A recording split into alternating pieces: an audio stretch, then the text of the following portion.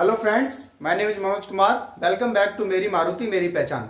दोस्तों, आज की वीडियो में हम जानेंगे कि हमारा जो मारुति सुजुकी का 2025 के यानी कि फरवरी में 15 और 16 को जो टेस्ट होगा यानी कि जो एग्जाम होगा उसमें हमारा जो सिलेबस है वो क्या है।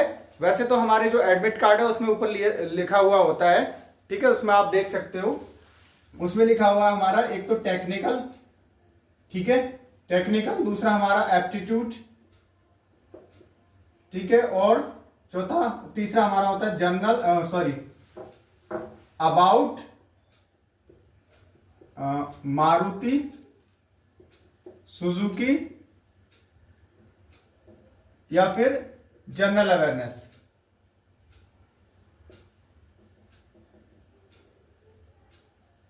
ठीक है, और चौथा होता है हमारा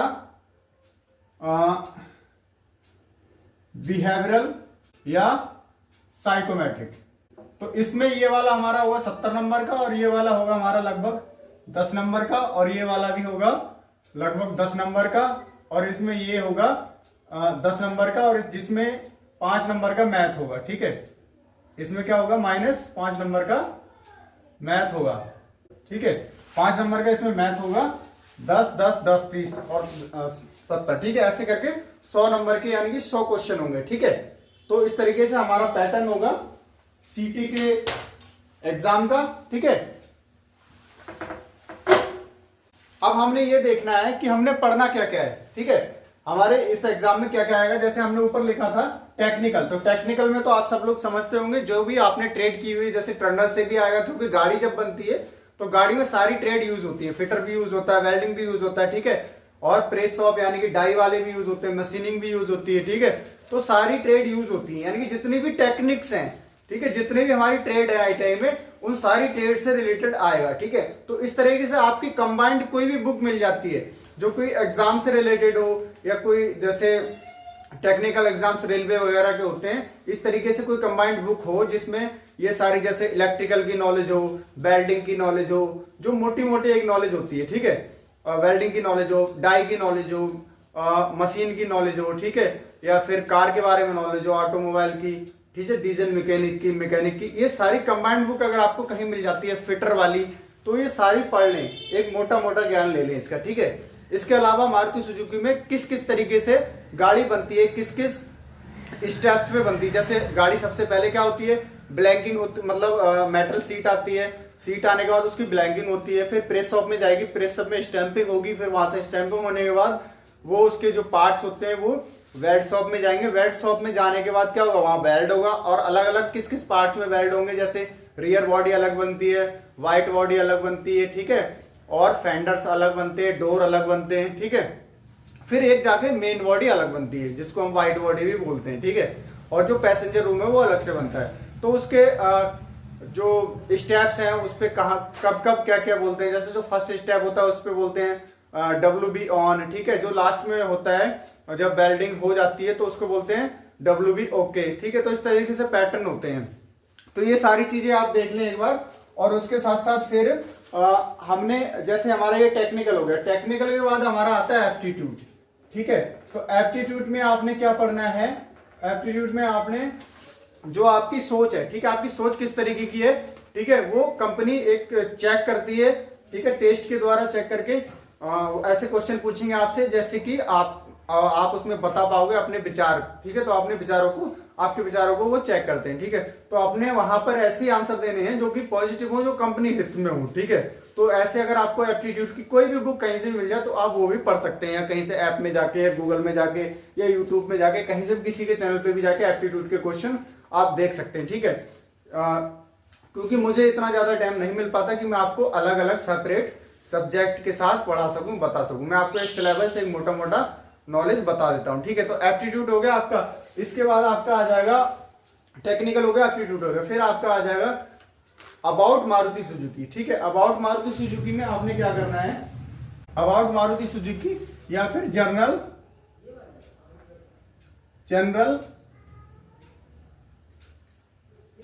अवेयरनेस, अबाउट मारुति सुजुकी या जनरल अवेयरनेस, इस अबाउट मारुति सुजुकी के जनरल अवेयरनेस में क्या आ जाता है, हमारा मारुति वर्क कल्चर आ जाता है, ठीक है। या फिर किसी भी कंपनी का वर्क कल्चर होता है, तो हर किसी कंपनी का अलग अलग वर्क कल्चर होता है। तो अभी हम मारुति की बात करें तो मारुति की वर्क कल्चर आ जाता है इसमें, ठीक है। तो हम मारुति ने इस वर्क कल्चर में क्या क्या ऐड किया हुआ है वो हम देखते हैं एक बार। एक 5S होता है, ठीक है, आपने पढ़ा होगा। 3K होता है, ठीक है, 3G होता है और 3M होता है, ठीक है। तो ये सारी चीजें मैंने आपको प्रीवियस वीडियो में बता रखी हैं, तो ये आप वहां पे जाके देख लेना, और इसको मैं डिस्क्रिप्शन में उस वीडियो का लिंक ऐड कर दूंगा और उसको पिन भी कर दूंगा, ठीक है। तो वहां पे जाके ये सारी चीजें देख लें आप। इसके अलावा मैं इसमें कुछ चीजें और ऐड कर रहा हूं, तो वो आप देख लेना, जैसे हीरा है और होरेंसो है, पोके तेनासी था, तो ये सारी चीजें मैंने बता रखी है। लेकिन पोके तेनासी जो था उसमें थोड़ा सा ऐड हो रखा है, तो उसको मैं इस वीडियो में कवर कर लूंगा। तो अभी आपने क्या देखना है, इसके अलावा हमारा पीडीसीए था। क्या था? पीडीसीए। तो पीडीसीए क्या होता है? प्लान, डू, चेक और एक्ट।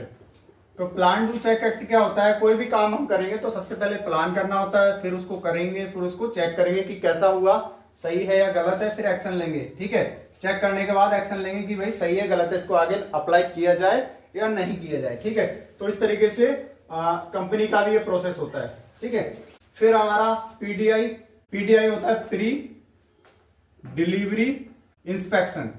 प्री डिलीवरी इंस्पेक्शन क्या होता है? जब हम कस्टमर को गाड़ी देते हैं शोरूम में, तो उससे पहले क्या करते हैं, कस्टमर के नजरिए से गाड़ी देख लेते हैं, कहीं पे कोई स्क्रैच वगैरह तो नहीं है, कोई टायर में कोई पंचर वगैरह तो नहीं है, हवा पूरी है नहीं है, तेल ओके है नहीं है, ठीक है, या फिर स्टीयरिंग सही है, कोई बोल्ट नट बोल्ट लूज तो नहीं है। इस तरीके से एक मोटा मोटा हम उसमें इंस्पेक्शन करते हैं, तो उसको बोलते हैं प्री डिलीवरी इंस्पेक्शन, यानी कि पहले डिलीवरी से पहले का इंस्पेक्शन, ठीक है। ये प्री डिलीवरी होता है।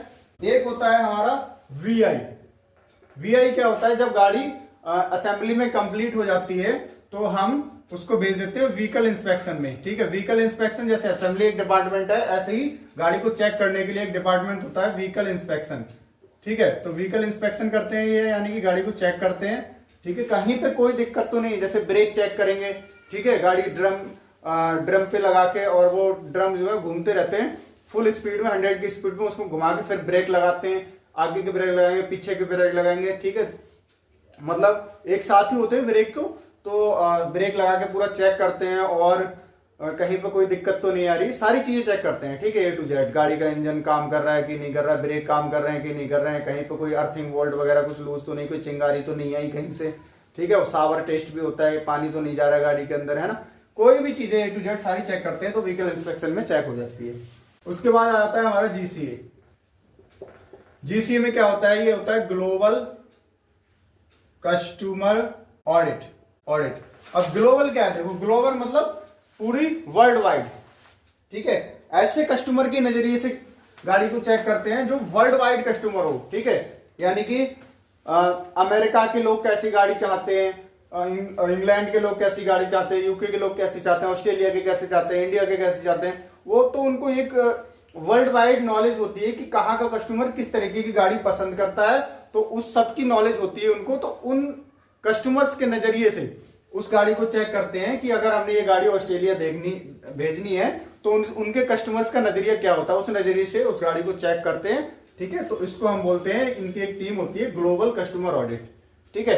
तो ये लास्ट में चेक करते हैं 100 या 150 200 गाड़ियों में से ही, या 1-2 गाड़ी चेक करते हैं, ठीक है, या 1000 गाड़ियों में से मान सकते हो 1-2 गाड़ियां ही चेक करते हैं। फिर आता है हमारा जीसीए के बाद पोके तेनासी।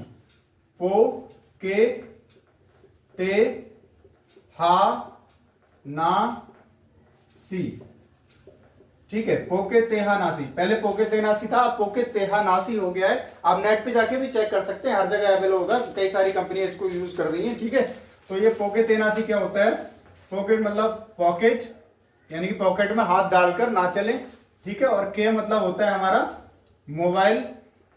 मोबाइल को चलते समय ना चलाएं, ठीक। और ते मतलब होता है पोके ते हा नासी, ते मतलब होता है टीसूरी। टीसूरी क्या होता है? सीढ़ियों पर जब चढ़े तो रेलिंग पकड़ के चढ़े, उतरे भी तो भी रेलिंग पकड़कर उतरे, ठीक है।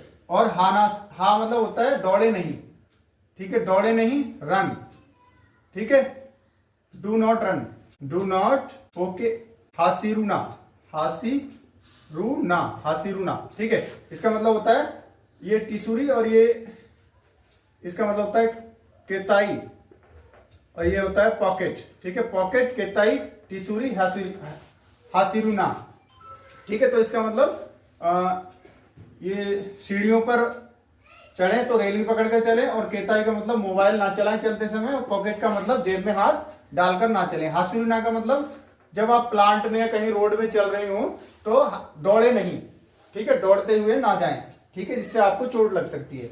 और ना मतलब नाना में ना का मतलब क्या होता है, नाना में, ठीक है। इसका मतलब होता है नाना में, मतलब जब भी आप रोड पार करें तो जेब्रा क्रॉसिंग से करें, ठीक है। जेब्रा क्रॉसिंग आपने देखा होगा ऐसे होता है, ठीक है, रोड पे व्हाइट कलर की पट्टियों में, तो जेब्रा क्रॉसिंग से ही रोड क्रॉस करें, ठीक है। और एक होता है सी सिसा को शौ बोलते हैं इसको, सिसा को शौ, ठीक है। इसका मतलब होता है जब आप रोड पार कर रहे हैं तो आपने क्या करना है, पहले दाएं देखें, फिर बाएं देखें, फिर दाएं देखें, ठीक है। इस तरीके से 3 बार देखने के बाद ही रोड क्रॉस करें, इसका मतलब ये होता है, ठीक है। तो ये हो गया आपका पोके तेहानासी। फिर आपने 3R खूब सुना होगा। 3R मतलब होता है आर, फर्स्ट, सेकंड और थर्ड। फर्स्ट का क्या होता है, रिड्यूस। फर्स्ट का होता है रिड्यूस, दूसरे का होता है रीयूज, और तीसरे का होता है रिसाइकल। पहले तो आप यूज को कम करो, जैसे मैं मारकर चला रहा हूं तो इसको कम से कम चलाऊं मैं, ठीक है, ना कि पूरा इसमें घिसते रहूं, जितनी जरूरत है उतना ही चलाऊं, रिड्यूस करूं, ठीक है। और फिर रीयूज करूं, इसको यूज होने के बाद इसमें लाके वहां से इंक भरूं, ठीक है, और फिर इसी को यूज करूं, ठीक है। फिर होता है रिसाइकल, जब ये बिल्कुल खराब हो जाता है, डैमेज हो जाता है, फिर इसको क्या करूं, ना कि कूड़े में फेंकने की वजह से इसको मैं क्या करूं, स्क्रैप करूं और इसको रीयूज कर पाऊं, ठीक है, कंपनी ऐसे दूसरा प्रोडक्ट बनाए, ठीक है। ये होता है हमारा 3R। फिर हमारा होता है डीमैक, ये आपने सुना होगा, इसको हम बोलते हैं फिशबोन एनालाइसिस, ठीक है। ये जरूरी नहीं है कि आएगा ही आएगा, लेकिन आ भी सकता है, ठीक है, क्योंकि ये कई कंपनियां इस एनालिसिस को यूज करती हैं, ठीक है।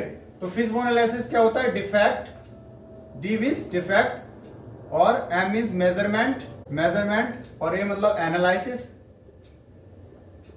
और आई मतलब होता है इंस्पेक्शन, सी मतलब होता है कंट्रोल, ठीक है। तो ये ऐसे बनता है, ये ऐसे करके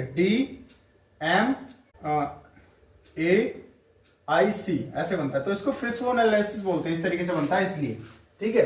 तो डी मतलब defect, analysis, defect, measurement, analysis and inspection and control, ठीक है। तो ये होता है डीमैक।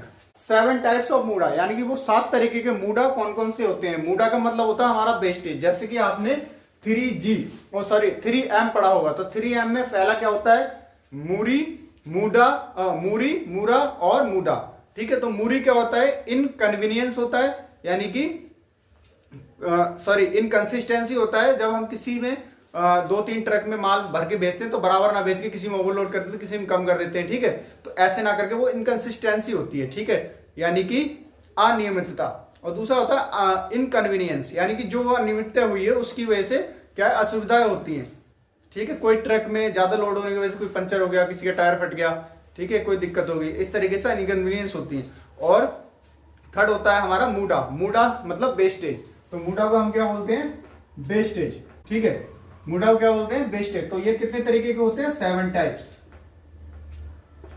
Types of मूडा। कौन कौन से होते हैं, इनको हम बोलते हैं सिंपल लैंग्वेज में टिम्बुड, TIMWOO और D, ठीक है। टी मतलब होता है ट्रांसपोर्टेशन, तो ट्रांसपोर्टेशन हमें क्या करना है, एक्सेस नहीं करना है, ठीक है, यानी कि ज्यादा नहीं करना है, एक्सेस ट्रांसपोर्टेशन। और दूसरा क्या है, इन्वेंट्री, एक्सेस इन्वेंट्री। और तीसरा क्या होता है, मोशन, तो ये भी मोशन भी एक्सेस नहीं होना चाहिए, यानी कि गति जो है ज्यादा नहीं होनी चाहिए। जैसे हम किसी चीज को उठा रहे हैं, फिर वहां से थोड़ा दूर रख के 4 मीटर दूर रख के वहां से उठा के ला रहे हैं बार बार, तो इतना ज्यादा मोशन हो रहा है, उससे हमें थकान हो रही है, काम भी कम होता है, ठीक है, डिफेक्ट भी आते हैं। तो वो सारी चीजें ना करके हमें क्या करना है, थोड़ा नजदीक रखना है जहां से हमें सुविधा उठाने में, ठीक है। तो एक्सेस मोशन नहीं होना चाहिए, एक्सेस इन्वेंट्री नहीं होनी चाहिए, यानी कि संपत्ति ज्यादा नहीं होनी चाहिए। जैसे गाड़ी को बनाने में या 10 दिन का या 5 दिन का इतना मटेरियल कंपनी में रखना चाहिए, ठीक है। इससे ज्यादा रखने में क्या होता है, इतना ज्यादा रखेंगे तो हमारा स्पेस भी ज्यादा गिरेगा, ठीक है। उसका रेंट देना पड़ेगा, उस जमीन में जो हमने पैसा लगाया वो भी ज्यादा लगेगा, ठीक है। और जो संपत्ति रखेंगे वो हमारी एक्स्ट्रा यूज की तो है नहीं, तो अगर 10-20 दिन से ज्यादा रखेंगे तो वो क्या है, खराब होने का भी डर, उसमें जंग लग जाएगी, कुछ चीजें टूट भी जाएंगी, ठीक है। या कोई प्लास्टिक के चूहे काट देंगे, वायर भी चूहे काट देंगे, ठीक है। तो इस तरीके से भी इन्वेंट्री हमारी संपत्ति खराब हो सकती है। ट्रांसपोर्टेशन क्या है, अगर किसी गाड़ी की कैपेसिटी 4 है, ठीक, 4 गाड़ियां ले जाने की कैपेसिटी किसी ट्रक की, अगर आप उसमें 2 करके भेज रहे हैं, बाकी तीन चीजें मतलब 3 गाड़ी और जा सकती हैं, 2 गाड़ी उसमें और, तो वो ना भेज करके हम खाली ट्रक भेज रहे हैं, हमारा तेल उतना ही लगता है, ठीक है। तो वो एक्सेस ट्रांसपोर्टेशन हो जाता है, तो ये चीजें भी हमारी वेस्टेज है, ठीक है। तो मूडा जो है 7 टाइप्स के होते हैं, 3 हमारे ये हो गए, एक्सेस मोशन हो जाएगा थर्ड वाला, फिर हो जाएगा हमारा वेटिंग, ठीक है। वेटिंग अपने आप में एक डिफेक्ट है, और सॉरी वेस्टेज है, मूडा है, ठीक है। वेटिंग नहीं होनी चाहिए बिल्कुल भी, कोई भी चीज, जैसे गाड़ी की वेटिंग चल रही है, ठीक है, या किसी सामान को जब हम प्रोडक्शन कर रहे हैं, ठीक है, तो हमें टाइम पे नहीं मिल पा रहा तो बंदा खड़ा, तो वो भी एक वेस्टेज होता है, ठीक है। और ओवर प्रोसेसिंग, ठीक है, जैसे किसी भी काम को, किसी भी प्रोडक्ट को हमें फिनिश करने में अगर एक बार फाइल मारनी है, ठीक है, तो उसमें 2 बार मार रहे हैं, 3 बार मार रहे हैं, ठीक है, तो हमारा टाइम भी ज्यादा लग रहा है, हमारी एनर्जी भी ज्यादा लग रही है, हमारा पैसा भी ज्यादा लग रहा है, और फाइल भी घिस रही है, ठीक है। तो इस तरीके से वो ओवर प्रोसेसिंग हो जाती है उस पर, और हो सकता है हमारी ओवर प्रोसेसिंग की वजह से वो जो प्रोडक्ट है हमारा वो डिफेक्टेड हो जाए, ठीक है। और फिर होता है हमारा ओवर प्रोडक्शन।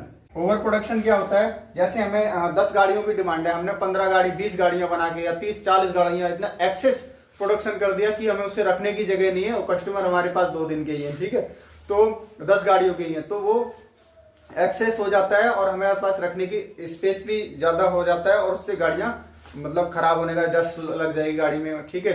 और थोड़ा सा ओल्ड टाइप पेंट भी खराब होगा बाहर खड़े करने में, हो सकता है हमारा प्रोडक्शन भी हमें रोकना पड़े, ठीक है, ज्यादा एक्सेस प्रोडक्शन करने की वजह से कॉस्ट भी हमारी ज्यादा लग जाती है। तो ओवर प्रोडक्शन भी नहीं होना चाहिए, जितनी गाड़ी की डिमांड है उतनी ही बनाना है, या कोई भी चीज, कोई भी प्रोडक्ट है, ठीक है। तो डिफेक्ट, लास्ट में डी का मतलब होता है डिफेक्ट। डिफेक्ट तो अपने आप में एक वेस्टेज है, डिफेक्ट होगा तो उसका पैसा हमें कस्टमर नहीं देगा, कस्टमर हमें पैसा देता है फिनिश प्रोडक्ट का, ठीक है। कोई भी चीज, जैसे हम फोन बना रहे हैं, गाड़ी बना रहे हैं, मोटरसाइकिल बना रहे हैं, कुछ भी बना रहे हैं, तो मार्केट में जब हम बेचेंगे तो वो उसी का पैसा देगा, ठीक है। उससे पहले हमने एक फोन बनाया और वो डिफेक्टेड बनाया, उसको तोड़ के स्क्रैप कर दिया, तो उस प्रोसेस का पैसा कस्टमर नहीं देगा, कस्टमर हमें पैसा देगा जो उसके पास चीज आई है, ठीक है। भले ही कंपनियां क्या करती हैं, उनका यूनिक प्रोडक्ट होने की वजह से वो थोड़ा सा कॉस्ट बढ़ा लेती है, ठीक है, बट अगर आपका डिफेक्ट ज्यादा हो जाएगा, ठीक है, तो कस्टमर वो पैसा नहीं दे पाएगा। अगर आप उस रेट को बढ़ाओगे तो कस्टमर उस प्रोडक्ट को खरीदेगा ही नहीं, तो आपका लॉस और ज्यादा हो जाएगा, ठीक है। तो ये होते हैं 7 टाइप्स ऑफ द मूडा, यानी कि 7 प्रकार के डिफेक्ट, सॉरी वेस्टेज, ठीक है फ्रेंड्स। तो ये हमारा जो पोर्शन था, ये था हमारा about Maruti Suzuki general awareness से रिलेटेड, ठीक है। तो ये इस तरीके की चीजें मारुति सुजुकी की, about Maruti Suzuki general awareness में आती हैं। इसके अलावा हमारा होता है CLW, आपने सुना होगा, कॉर्डलेस लिमिट रेंज, यानी कि बिना तार का लिमिट रेंज। मैं इसमें आपको एक बार लिख के दिखा देता हूं। वैसे आपको मैंने प्रीवियस वीडियोस में ये सारी चीजें बताई हुई हैं, आप उन वीडियोस को हो सके तो जितना ज्यादा से ज्यादा है उनको देखते रहें, ठीक है, वो आपके लिए काफी हेल्पफुल होंगी, ठीक है। CLW होता है कॉर्डलेस लिमिट रेंज। रेंज क्या होता है, रेंज सिंपल होता है एक चाबी, ठीक है, और लिमिट मतलब वो एक लिमिट तक ही उसको फोर्स कर सकते हैं हम, उससे ज्यादा वो बोल्ट को टाइट नहीं करेगी, ठीक है, और उससे कम भी नहीं करेगी, क्योंकि उससे कम पे अगर हम छोड़ेंगे तो बोल्ट लूज ही रहेगा, ठीक है, वो घूमता ही रहेगा। और कॉर्डलेस मतलब बिना वायर का, उसके ऊपर एक ट्रांसमीटर लगा होता है और एक रिसीवर हमारी लाइन पे लगा होता है, तो उससे कनेक्ट होता है। अगर जब बोल्ट टाइट हो जाता है उस फोर्स तक, उस लिमिट तक, तो वो रिसीवर रिसीव कर लेता है कि एक बोल्ट टाइट हो गया, ठीक है, और अपनी लाइन को आगे बढ़ने के लिए अलाउ करता है। अगर वो बोल्ट टाइट नहीं होता है पूरा और वो रिसीवर रिसीव नहीं करता तो लाइन वहीं पर रुक जाती है, ठीक है। तो ये क्या है, हमारी फूल प्रूफ डिवाइस है। क्या है? फुल प्रूफ डिवाइस, यानी कि पोकायोके। क्या है ये? पोकायोके, पोकायोके डिवाइस है ये, ठीक है। ये फुल प्रूफ डिवाइस है। और इसी का एक एग्जांपल है पिका पिका। पिका पिका ये क्या होती है? Light blinking system. ये होती है लाइट ब्लिंकिंग सिस्टम, ये पिका पिका होता है, ठीक है। तो ये चीज आपको क्लियर हो गई। एक चीज आपको और बता देता हूं मैं। इसके अलावा हमारा जो होता है वो होता है एक SCW, ये आपने खूब सुना होगा, स्टॉप कॉल वेट। ये भी मारुति सुजुकी की जनरल अवेयरनेस में, यानी अवार्ड मारुति सुजुकी में आता है। तो स्टॉप कॉल वेट ये क्या करना है? वैसे सिंपल फॉर्मूला है, हर कोई यूज करता है, ठीक है।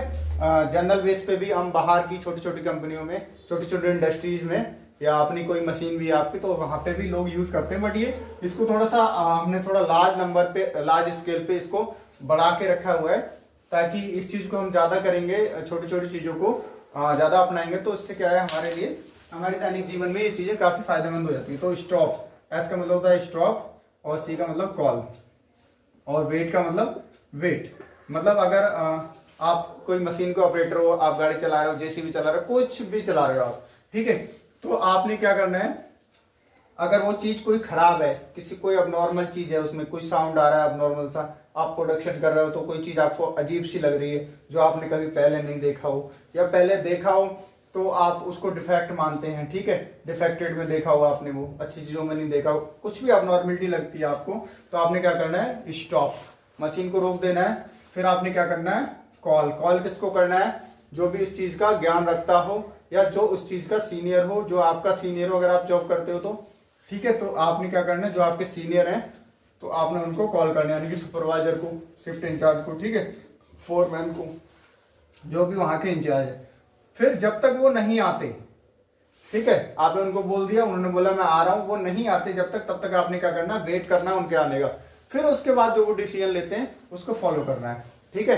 तो ये होता है हमारा स्टॉप कॉल वेट, और ये पोर्शन था हमारा about Maruti Suzuki general awareness का, ठीक है। इसके अलावा हमारा एक और पोर्शन होता है, वो होता है हमारा साइकोमेट्रिक, या फिर बिहेवियरल बेस्ड क्वेश्चन आंसर, ठीक है। तो वो 70 नंबर का पोर्शन होता है, तो उसको भी हमने क्लियर करना है। उसके बारे में एक दो वीडियो मैंने भी छोड़ रखी है, और पिछली साल की प्रीवियस वीडियोस भी हैं साइकोमेट्रिक से रिलेटेड, और इस साल भी मैंने डाल रखी है, तो उसका एक सैंपल आप ले सकते हैं। और उसके अलावा मेरे को जो भी जैसे भी टाइम मिलता है, तो मैं कोशिश करूंगा एक और वीडियो उस पर मैं बना दूं आपके लिए, ठीक है।